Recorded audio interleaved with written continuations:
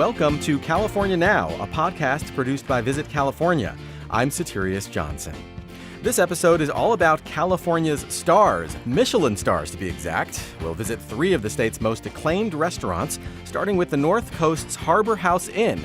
There, Chef Matthew Kammerer just earned both a second Michelin star and a Michelin Green Star for sustainability. I really wanted to be one of the only restaurants cooking vegetables and local rockfish, and I wanted to kind of show that you could have that experience of a 2-star using humble ingredients. After that, we'll meet chefs Greg and Daisy Ryan, who run Bell's in Los Alamos. The restaurant recently received its first Michelin star, but they say they were never setting out to win awards. This idea of this raw fish goes so beautifully with all the winter citruses that we have available to us right now. So currently it is a halibut dressed in this buttermilk vinaigrette with toasted coriander, and it's just so fragrant and beautiful. And after that, Chef William Bradley, whose restaurant Addison in San Diego just added a second Michelin star, tells us about his unique take on California gastronomy. That's all coming up on California Now.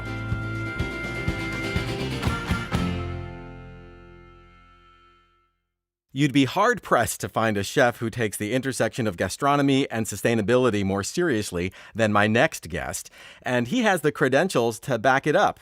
Matthew Kammerer is executive chef at the Harbor House Inn, located in the cliffside town of Elk, California, about 3 hours up the coast from San Francisco.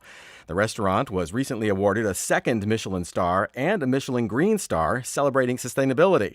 Welcome to California Now, Matthew. Pleasure to be here. Thank you so much for having me. So to start out, could you tell us a bit about your origin story and how you came to be chef at Harbor House?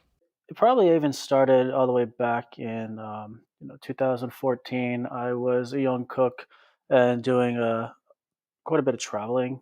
I left New England after a couple of years up there and decided I wanted to travel, but also had quite a bit of focus on certain styles of restaurants I wanted to work at. So first one was I wanted to get more in touch with vegetable side of fine dining. I had worked in a couple restaurants in Australia, all the way in Belgium, inspired in Japan as well. So I left for 2 years, traveled, cooked at all different restaurants. But what drew me in was the remote restaurants with hotels. So I knew down the line, whenever it was time for me to do this on my own, I was going to have a small hotel, somewhere remote, beautiful, near the ocean, where I can grow food. Elk was actually my number one choice the whole time. So it sounds like you traveled the world and then you decided Elk was the place you wanted to be. What is so great about the community there? Yeah, I mean, we don't have phone service. Wi-Fi is spotty if it's foggy, and I think there's a huge attractiveness to that in the world we live in today, where if I go to the city, my phone is constantly vibrating. I'm not able to immerse myself, where here we probably have the most beautiful coastline on the West Coast, and you get to enjoy it because guess what? No one's calling you. Yeah, it sounds gorgeous. So let's talk about Michelin stars. You got your first in 2019, just a year after Harbor House Inn's reopening. Were you surprised Michelin made it up to Elk so quickly? Yeah, because when I left San Francisco, that was one part of my cooking career that was always around. It's Michelin, it's these inspectors, and it's kind of daunting in a way. And then not even a year later, they announced that they are going the full scope of California. So it was kind of exciting. And once that happened, you realize the value and the influence that this little small red book has on your business as far as visibility. Yeah, and now you've added a second star. What do you think that success owes to? I really sticking to our roots, where I wanted to continue to cook our style of food. I really wanted to be one of the only restaurants, if not the only restaurant, with 2 stars cooking vegetables and local rockfish and species that are not imported. I wanted to kind of show that you could have that experience of a 2-star using humble ingredients. So, and you've also added a Michelin Green Star, celebrating sustainable gastronomy. What does that particular honor mean to you? Vegetables, that part of a menu have always been super important to me. So the fact that we continued to stick to our guns, and we want to have a lot of vegetables in our tasting menu. We want to put a huge focus on them. We want to serve you things that you haven't had before, like lace lichen, treat it like noodles. Hmm. Sticking to what's important to us and only sourcing what's around here kind of forces you into being sustainable. It's an honor to carry that green star as well as 2 stars. So exactly how sustainable is your operation? I think a major factor that we have to our benefit is we start completely from scratch every day. So you're not wrapping things and holding it for the next day.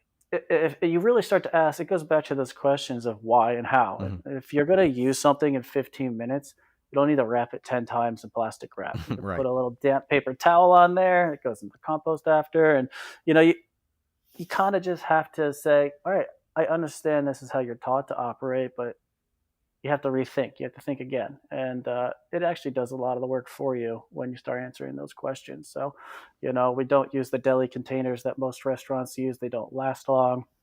We do use plastic containers, but they are thicker plastic, airtight containers. We don't stick them through the dishwasher. We hand wash them all. I've had the same ones for 4 years now. When the deli containers you go through in a month or something like that.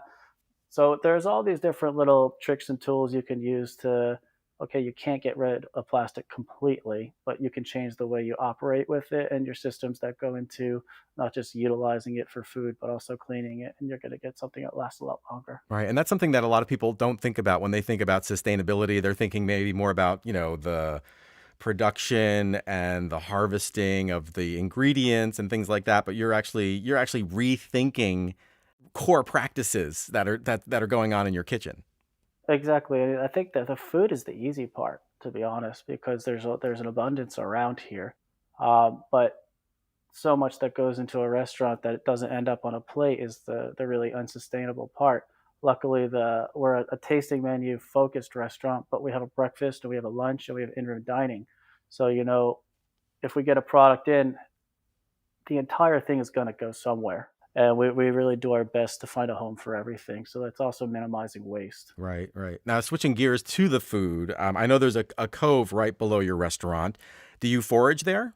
We do, yeah. So the hotel itself has steps down to a beach. There's plenty of seaweeds down there, but that cove is just a small part of the entirety of Greenwood Cove. And Greenwood Cove is quite big, and we will use the entire cove for different sources of seaweeds because we've learned over the last couple of years that all seaweeds are just like other plants. They want to grow in certain environments. So within Greenwood Cove as a whole, we have access to probably can pull like 10, 12 types of seaweeds, as Wow, well as sea urchin and things like that. amazing. And what about mushrooms? Do those factor in?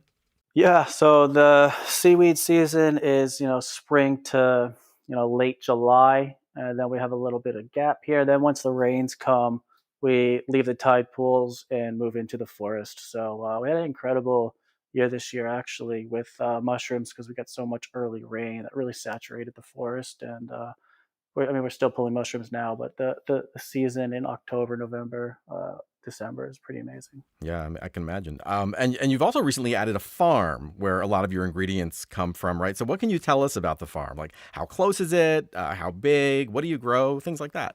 Yeah, of course. So the farm is about 25 minutes south. It's 320 acres, so more of a ranch. Hmm.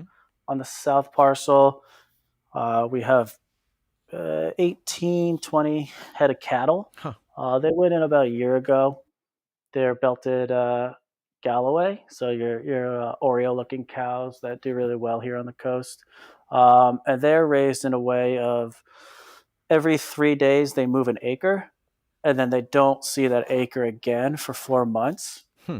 So the reality of this is land that hadn't really been grazed or taken care of for a long time. So we're putting a huge effort into the soil and, if you want to say, the biochemistry of the land itself, getting it ready to do things in the future. Like we spent the first year taking the cattle, running it through the grasslands. There's this kind of like coastal pine, and the cattle has run through what would be kind of like different blackberry and a whole bunch of shrubs and made their paths. This year we'll introduce goats they'll continue to eat through it. This will kind of break down some of the fire hazards and the danger. So out of all of this kind of investment into the land, we have a byproduct that is 100% grass-fed beef that is only drinking water from the spring on the site. So we get a completely unique taste.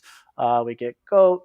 I'm sure next year there'll be chickens and ducks and things like that. So I think that what's meaningful to me is, there's so much work going on behind the scenes, and it's almost like the dinner experience is a byproduct of building a community, as well as kind of investing in the land around us. Right, right. Yeah. Okay, so let's talk about the dining experience. It's a tasting menu, right? Yes. So can you talk a little bit about, what it's like for somebody who's coming to be, coming for a meal at your place? What's the experience like? Yeah, so our menu will change every day. The major two factors there are product availability, which from that is really going to be based on the weather outside. From our kitchen, we're quite lucky to be able to see the ocean, and we know that if it's super windy and it's blowing hard, we're probably going to have a gap in the fish for the next couple of days. So we'll understand. We'll have to pivot and change the menu depending on what seafood we're able to get. Vice versa, we understand that if it's supposed to rain, early in October, I think we got like 6 inches of rain in one day. You're not going to have a bunch of vegetables to use. So we'll have to change the menu depending on what's happening outside, because that's a direct result into the quality of the vegetable. You can't serve a vegetable that's overwatered. It's going to be diluted, texture is going to be off, the intensity is going to be gone.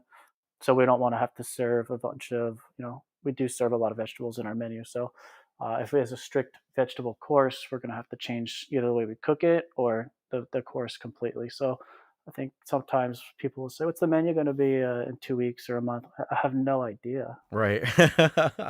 So when people talk about like local, fresh, and sustainable, it doesn't get any fresher than what you're doing. I mean, you're literally looking out the window. You're saying, okay, I can't just like stick my hand into the freezer and pull out some fish, because you're actually getting the fish day of, right? Yeah, the cooks live all up and down the coast. So they're up in all the way up to Fort Bragg, down to Point Arena. So that Fort Bragg's about 30 minutes north. Point Arena is about 30 minutes south. Some cooks live in Philo, which is about 25 minutes east. So they're able to stop at farms or pick up eggs or at the harbor. So we don't have necessarily like a fish purveyor. We will usually go to the harbor to pick up the fish at the site. So it's pretty common. I mean, there is one gentleman that we just started working with. Well, he will drop it off directly from the harbor, which is nice. But it's common that our fish is too fresh to cut, so we need to usually wait like a day or two to cut it. Oh, that's pretty incredible. Yeah. All right, so I know, so your menu varies heavily based on what's available because you're going super fresh. But are there any kind of signature items or flavors that you always include? Yeah, I think the only thing that's been on the menu since day one is the sourdough bread that's infused with sea lettuce, which is a type of seaweed from the cove, and the ember roasted sea lettuce butter. So it's cultured butter infused with grilled sea lettuce as well. So that's been on since day one. I think the other kind of signature, one of my favorites, is the way that we prepare our abalone. Abalone is such an important part of this area, not just Hmm. the last, if you want to call it the last 50, 60 years for people that lived here diving for abalone, but even, the Native Americans prior that lived in this area for, thousands of years would collect abalone for, to survive on and to have. So abalone has been a staple of this area for a long time. And so then when we serve it, we wrap it in kombu, roast it in the oven, and it's really, really soft. The texture is a lot softer than other abalone that you're going to get. And I think that's one of the other things. It's been on the menu. The set will change, but that style of cooking the abalone has been on for a couple of years now, and I don't think I'll change that. So those are, if I had to have two signatures, probably those two. Seaweed ice cream has been around for a while, but I've taken it off tasting menu as of recently. Oh, yeah, well, they both sound incredible. Now, before I let you go, can we also talk a little bit about stays at the Harbor House Inn? I mean, what's it like, to spend a night or two there? So we're fortunate to have probably one of, if not the most beautiful backyard of any hotel in California or the West Coast. We have private beach access. There's only 11 rooms, so it's super small, secluded. We want it to feel like it's your house while you're there. The idea of our style of service is you don't want to know anyone is there until you need something. There's a Right. library where you can sit and read. There's a fireplace. There's Adirondack chairs all over the property. You can go on the beach. There's a couple little hidden hideouts. You're there to escape, and it's not. There's no TVs in the room. That was my first thing. Is like, no, people are here to experience this place, disconnect. You can watch TV anywhere else. So it is kind of all tied in with the same ethos. Yeah, yeah. So it sounds like it sounds like the perfect place if you want to kind of disconnect from the world for a few days, just to get away from it all. Yeah, exactly. Just disconnect. Every day is different with the sights that you see. The ocean's doing different things. The fog rolls in, or you get an amazing sunset. The wind will kind of play with the colors of the water. So it's a super rare place. You need to be present while you're here. Or you don't need to, but I hope that you would want to be. So that is the goal: is to just kind of show off what elk is at the same time of being able to have a super unique and thought about culinary and wine experience. Put a ton of effort into our wine program as well. There's no reason to eat anywhere else. We're going to take care of you while you're there. Absolutely. Well, Matthew, this has been really great. Thank you so much for joining us on California Now. Thank you so much. Matthew Kammerer is executive chef at the Harbor House Inn in Elk, California. They're online at theharborhouseinn.com. As always, we'll have links to all the places we talked about on today's episode and a lot more on our website, visitcalifornia.com/podcast. This is California Now.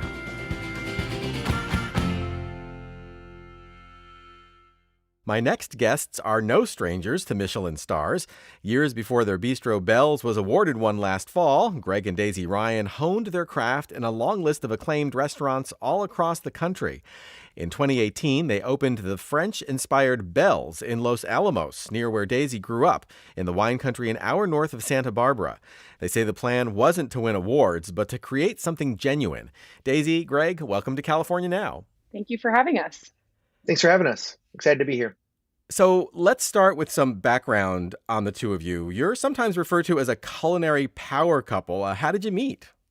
We met while we were working at Thomas Keller's restaurant Per Se in New York. Yeah, it was in 2008. I imagine you learned a lot from those experiences about what's important to you in the culinary world. I mean, can you talk a little bit about the philosophy that guides Bell's?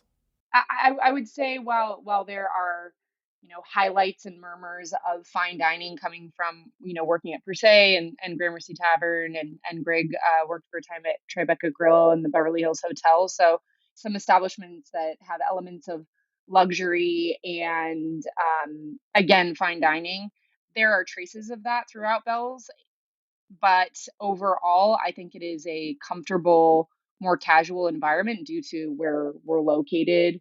But also, in the years before opening Bell's, Greg and I would talk about what kind of restaurant we wanted to have. And something that we would always go back to was that we wanted it to be the type of place that you could, walk into after work. Maybe, your jeans are a little bit dirty, sit down at the bar and have a great glass of wine and some very enjoyable food, but that you also might look at the restaurant and think, hey, we're going to celebrate our 25th wedding anniversary there and put on, our nicest dress and maybe a coat and tie, and also feel comfortable in that same environment. I feel really proud that we have achieved that.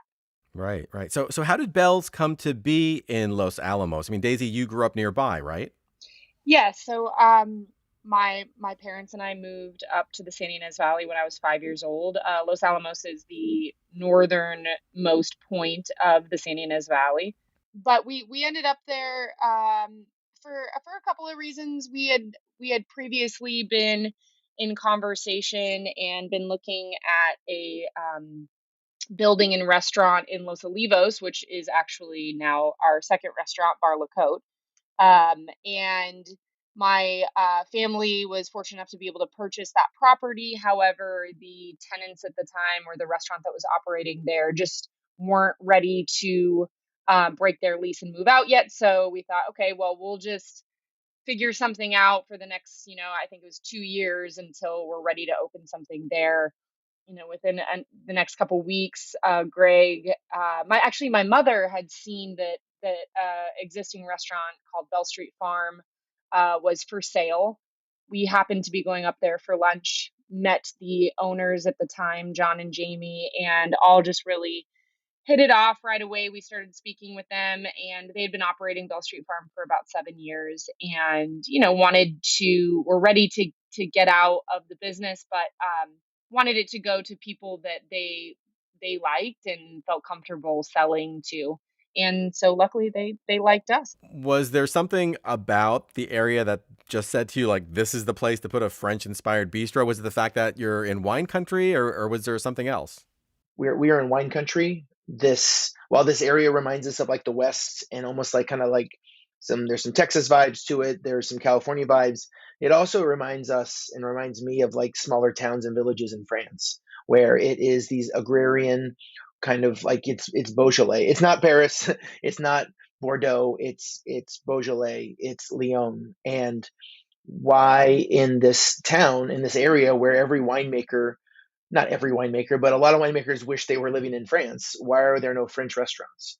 We were opening a restaurant for the people living and working here, and mainly that being the winemakers and eventually the people that work with us. I hadn't cooked in a long time, and my dear friend said to me, don't do anything that you're uncomfortable with. Just do what you know. And having gone to culinary school, so much of the basis of that is French technique. And so I was like, this all of these things make sense, and the stars kind of, I think, aligned on that. Right. Well, okay. So speaking of food, so what are some of your personal favorite dishes right now? For our first course fish, we've really dialed in these crudo sets.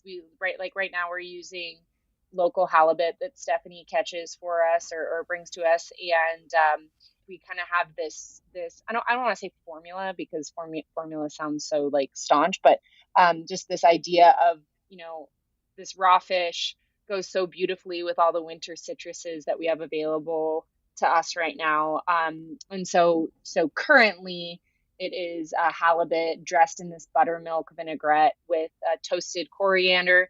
Not to be too precious about it, but the coriander comes from a farm just north of us in Los Osos, from Candarian Farms. So, and it's just so fragrant and beautiful. And then we're using these satsumas that come from this gentleman in Santa Barbara, John LaPuma. He grows all these weird different varieties of citrus, but it's such a nice light part of the meal. And then we're actually doing a kind of in contrast to that, also a beef heart tartare that Steve, who is my executive sous chef, it was his idea. He's like, hey, I really want to do a beef heart tartare. And at first I was kind of like, oh, I don't know. Are people going to want to eat that? And it's amazing how well it sells. And we do it with this little quail egg and these beautiful chicory, like rose chicory. They're these baby pink, bitter green lettuces. And it's really cool. And I can't believe how many people order it. Right. So for somebody who's maybe considering that beef heart tartare and they're just not sure, they're on the fence, I mean, how would you describe it to them to help them make a decision? It tastes like beef. It doesn't really taste any different. So you get a little bit of like that irony flavor.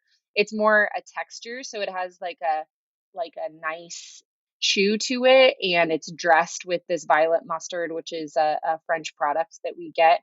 Well, it's interesting that a lot of people order it. I mean, that's really cool. Greg, what are some of your favorite dishes? Yeah, I would say, kind of to speak about the hot topic right now, beef heart, is that almost in the same way as the sea urchin, I want to believe that guests have a certain amount of confidence and faith in what we're putting on the plate.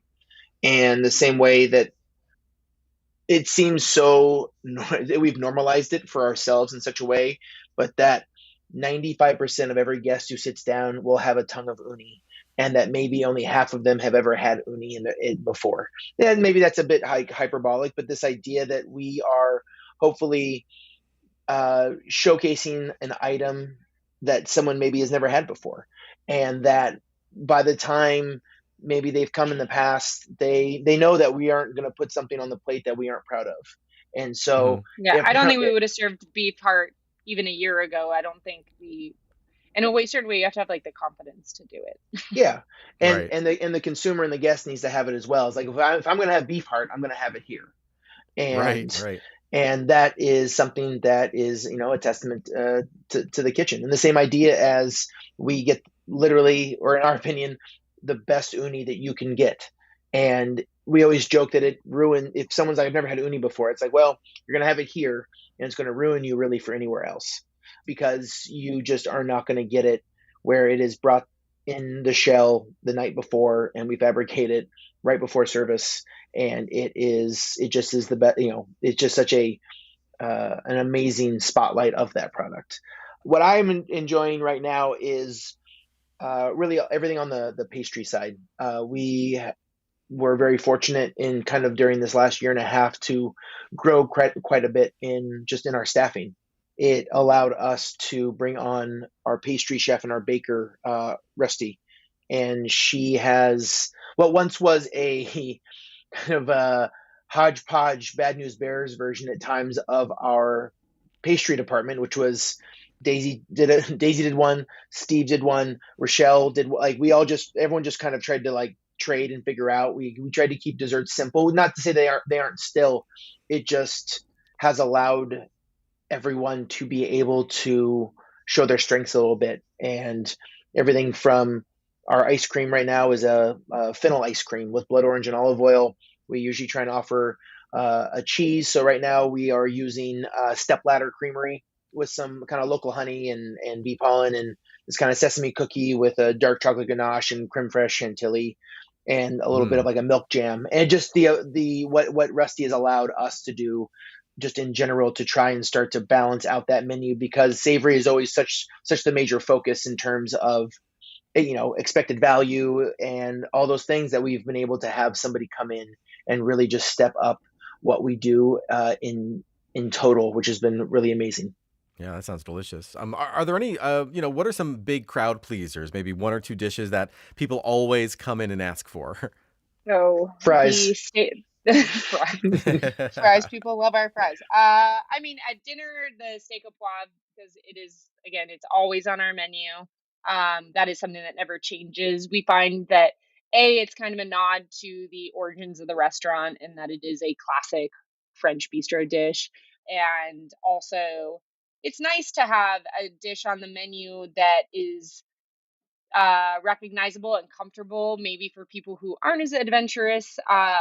But also, I always have enjoyed going back to places I love and being able to get something that you crave. Hmm. You're like, oh man, I had this once and I want to get it again. But also that there are things that are different. So it just kind of meets both expectations of the restaurant. And Steve just makes a really incredible au poivre sauce. But and then at lunch, it's a gathering of all the things we do at lunch, and lunch really meets that as well. Is that the egg salad sandwich, the escargot, the tartare? It's just I like, and I think our guests enjoy being able to come back and get certain items consistently. So, you received a Michelin star. Congratulations. In some ways, it's kind of the same thing as like a film director winning an Academy Award. What does it mean to you guys on a personal level? We're extremely proud. We're proud to be recognized for something that I guess in some ways we never had any sort of ambition or intention for. I think that we have always, and having kind of spent quite a bit of time in those caliber of kitchens or restaurants that are recognized for stars, that to be considered for one is kind of like a pinch yourself moment. Daisy? Yeah, we kind of stumbled into it, I suppose, in a way. But I mean, I also, we've spent a lot of years working in restaurants and working towards, towards being successful, I guess, and by our own right. And I suppose that while we have been lucky enough to be successful in many ways, yeah, it's nice to have. It's almost like the wax seal on the envelope a little bit. It's a certification in a way that feels pretty cool. And yeah, and hopefully will just remind us to continue to never change, and but change all the time. Right.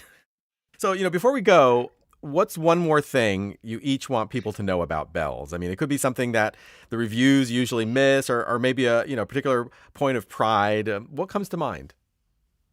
That Greg and I are always trying to figure out a better way to do things. I think it's very easy to do things how you were taught and to not question them because it's what you know.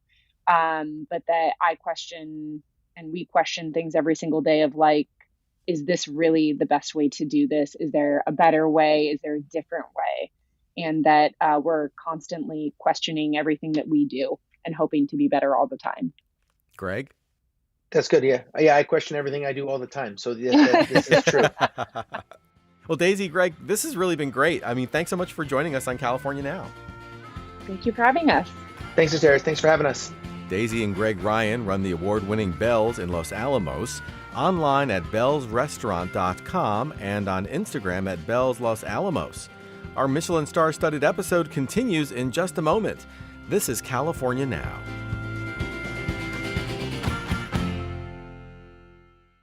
In 2019, when Michelin expanded its California coverage beyond San Francisco, only one restaurant in San Diego County earned a star. That restaurant is Addison, located in Del Mar. 2 years later, Michelin released a new guide and updated its star designations, and Addison received a second star. Today, we're thrilled and honored to talk to the driving force behind Addison, Chef William Bradley. We're going to explore his unique take on fine dining and something he likes to call California gastronomy. Welcome to California Now, William. Hey, thanks for having us. Yeah. So a second star. Congratulations. Is the second star as special as the first? Yes, absolutely. I mean, getting the first star and just having the Michelin Guide come to San Diego was something that I thought would never happen. And then when it did, it was the level of excitement was just like just opening the restaurant for the first time. So receiving the first star was just great.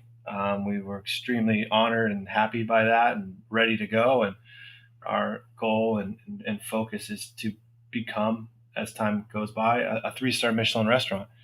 That's our ambition. So to get the second star rather quickly was just kind of something that the team really, really worked hard at. And just to be able to be rewarded for that again quickly was just amazing. Yeah, I'm sure. And how would you describe the experience at Addison to somebody who has never dined there? Yeah, so obviously we sit in such a beautiful area in Carmel Valley, California, which is a suburb of Del Mar, and your ability to kind of when you come here, you feel like you're just not in San Diego. So there's that sense of arrival, and when you come in, the room is obviously very beautifully spaced and orchestrated in terms of our service, but it's a really beautiful environment, and we try to make the guest really comfortable and calm and relaxed when they get into the restaurant. So, and it's a multi-tasting menu. So when you come and dine with us, you're our guest. You're entering our home, and you're going to be there for up to 2.5 to 3.5 hours, depending on how you want to kind of bespoke your meal. So, it's really an experience. That's the way we look at it. Yeah, it sounds like it's almost like a culinary getaway. Like you're gonna spend a few hours here, but you're gonna be kind of transported. Right, and different restaurants and different locations have different ambiance and different feel, but when you come here, you're committing yourself for the entire evening to us. So, right, and you talk about California gastronomy. What exactly do you mean by that? I mean, it's different than what people have talked about when they talk about California cuisine. That's a different thing. What is California gastronomy? Yeah, what California gastronomy and kind of how it came up, and it was, I was very fortunate, and I still am. I have a lot of great friends in the industry all through California. Back in early 19, we did a dinner at Single Thread up in Sonoma. with a few other great chef friends of mine.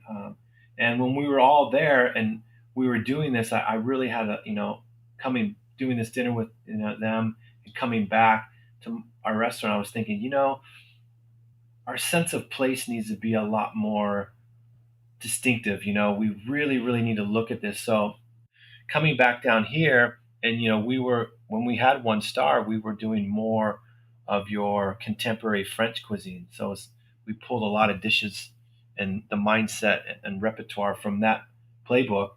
And I really thought, in order to, get 2 stars and maybe move into the 3 stars, you really, really have to have a signature and a feel. So obviously, we all know that what California cuisine is, but I thought that was just a little bit maybe could be confusing and misleading. So putting the word gastronomy in with it, I think it just kind of fit well. So using a lifestyle, which is gastronomy, and California, which is where we are, putting those two together, we feel that we kind of have our own ethos now in terms of how we're approaching our cuisine. We use a lot of Latin flavors at times. There's a lot of Asian influences at times. There can be, all different, French as well, Spanish. There are just so many different cultures and elements of taste that you can apply to a dish. Like we have saffron on the menu now. We also have dill on the menu, uni and black. There's just so many different things and cultures that come together that represent California and the lifestyle of gastronomy. I think it really, really is helping us, forge our way and have our own voice. Does Addison have a signature dish? Right now, I feel we have 2 dishes that could be a signature. One is a dish that we've put on the menu about 8-9 months ago, and it's gotten really great feedback. So it's becoming a signature dish. It's a dish that we serve. It's almost like a porridge style, but it's done with koshia curry rice and then toasted sesame, a smoked sabayon, and then it's finished with a little bit of Kaluga Queen caviar. So again, it's a warm caviar dish. So there's a lot of different, elements of taste and texture and flavor on that. And people really, they're like, this is amazing. This is a signature. Don't take this off the menu. Don't take this off the menu. So it's one of those dishes that people actually crave. We're in the process of making that a signature dish. That sounds really good. Smoked sabayon, for people who don't know what that is, describe what that's like. We basically take eggs and we take butter. We smoke the butter over cherry wood. So the clarified butter is actually smoked. And then we do the re-emulsification with the eggs. We're just drizzling in that smoked butter. And then we finish it with a little bit of smoked soy sauce. So it has a savory application, but still the same mouthfeel. Usually sabayons like that are usually sweet based with sugar. We just omit the sugar and add the sodium element with the smoked soy sauce. Wow, that sounds really amazing. What's the other signature dish? We're doing a shamushi, and it's served with celtus, broccoli, and bok choy. And then on the top, we're putting a little bit of the buffon uni from Japan. So it's one of those dishes where you have that salinity from the broccoli and the textures from the celtus and all those kind of lively California elements that blend really well with the custard, and then that Japanese uni that's on top, which is obviously everyone's. If you're not familiar, it's a must because it's such a luxurious, sweet, beautiful flavor that's so rare, and it's something to be enjoyed. And these are dishes that you basically have, you've created these recipes yourself, and they're really almost kind of, you can only get them at your restaurant. Yeah, and that's the whole, again, going back to, having a 2 and 3 star restaurant. I mean, that's the focus, and you can look around the world. These chefs have their signatures, and we really, really focus in on what we do well and cook to our strengths and create these dishes that are unique. Because when you come to Addison, touch upon what we said in the beginning, part of the ambiance and everything is you're getting an experience that you can't get anywhere else. So what I mean by that is you're also getting dishes that you don't see anywhere else, and that gives you a real sense of place. Are there certain ingredients or flavors that are always on your menu? Yeah, I mean, we try to always, balance it. I mean, my cuisine, I like it to be very light and have like a real feminine touch, high acid. Elements of umami in certain dishes are very important for taste balance. A little bit of spice here and there. Obviously, vegetables, herbs, things like that that are very, very, help, don't give you palate fatigue, I think are always there. But, that's important to kind of have what's available in the peak season and put it on the plate, and hopefully it's special.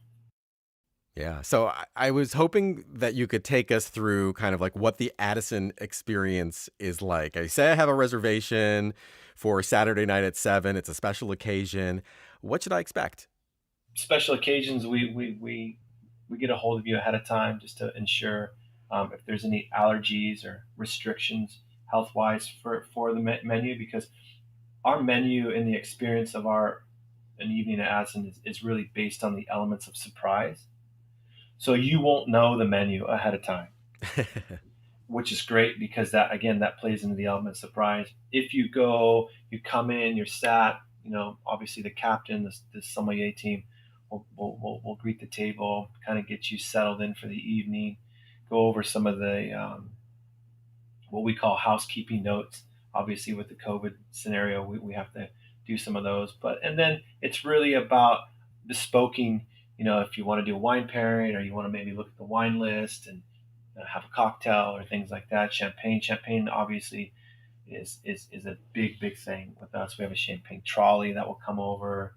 You can pick from many different varieties of champagne, and then that kind of gets you ready for the evening. And then the menu itself, like we talked about, really reflects California gastronomy. So we look at our menu as what we call it a bookend. So you'll get a prelude in the beginning, which is an array of small little snacks that are really driven by texture and acidic flavors, which will kind of help set the palate. I mean, it's a spin off to the traditional amuse-bouche that the French would serve to kind of set the palate. And then you would move into your tasting menu, and again, that'd be the element of surprise. We'd start off obviously on a colder composed dish, which is more higher in acid. Could be raw fish dish that is put together. Could be vegetable driven. It really depends on the time of year. And then you'll move into fish course, shellfish courses, and then into a squab dish, and then you can finish with an A5 Wagyu as well. And then at the end, we do kind of the same thing we did in the beginning. We as the dessert, it's like the grand finale or the fireworks show where it's multiple little bites brought together. So it'd be the dessert and multiple bites. So it's very similar to the beginning. So you end just like you began, and it's kind of a play on, I think, the French Laundry and Chef Keller at one time. He was the one that kind of started that. A lot of desserts at one time, and it's kind of like a play on that as well. So it's a lot of fun. That you have all these little bites in front of you with the desserts, and it kind of resets the evening for you. So it's pretty amazing. So, basically once I'm there, other than maybe, choosing what I want to drink and maybe relaying any dietary restrictions, I'm basically, done making hard decisions. I can just sit back and take it as it comes. Exactly. And that's that element of surprise that people really enjoy, crave, and they find it's such a part of the experience that's so fun because, you're kind of anticipating, wow, you're discussing the dish and I wonder what the next dish is going to be. And, then the wine pairing comes down and they start talking about the wine and, people maybe think, well, it could be this or that, or it's a lot of fun to see people, engage. And again, like you say, relaxed. And we remove all those choices for you. And so you can really just, take a step away from everything and enjoy yourself here. I mean, you're basically curating an experience. That's what people are coming to you for. Absolutely, yeah. It's something that we've been doing for a long time, and obviously it's great now with the recognition from Michelin that it's really helped us in terms of notoriety. The Michelin Guide obviously makes a huge impact to your global audience, and it's been great to see so many people that would probably never come down to San Diego to experience Addison do know, they come down now, and it's been great to see such a change and everything. It's been great. Very, very, very fortunate for that. Yeah, in addition to your local regulars, do you get a sense that a lot of visitors, to the San Diego area come to your restaurant? Yes, we do. We get a lot of people from, Los Angeles, San Francisco, Newport, Orange County. We see people coming from all over the state and all over the country. And, as the pandemic, obviously is changing and hopefully getting a lot better than where we were, a while. There'll be a lot more travel as well, but we've seen people from around the world come here. So it's great. Well, William, this has really been great. Thank you so much for joining us on California Now. Thanks for helping us capture what we do at Addison. We really appreciate that. Absolutely. Chef William Bradley runs the 2-star Addison in San Diego County, online at addisondelmar.com. This is California Now. If you're still hungry for more about the many places to find spectacular food and fun in the Golden State, you should check out the latest California Visitor's Guide. It's a beautiful planning tool for the next time you hit the road here. You can order your free 2022 California Visitor's Guide online at visitcalifornia.com/CVG. Again, that's visitcalifornia.com/CVG.